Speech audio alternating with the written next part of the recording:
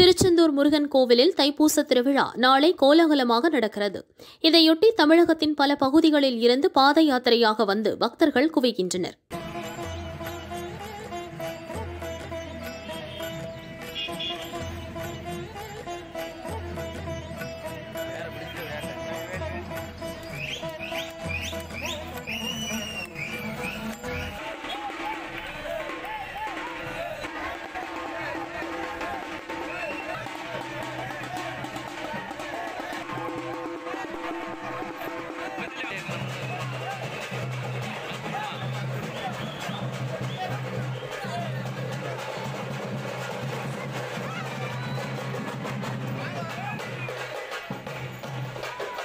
வேல்குத்தியும் காவடி எடுத்தும் ஆடிப்பாடி வேண்டுதல்களை நிறைவேற்றி வருகின்றனர்.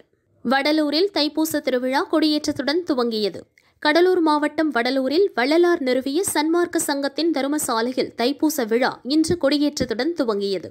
முன்னதாக சத்திய ஞான சபை அமைக்க இடம் தானம் தந்த பார்வதிபுரம் மக்கள் சன்மார்க்க கொடியை பழம் சீர்வரிசையுடன் ஊர்வலமாக எடுத்து வந்தனர்.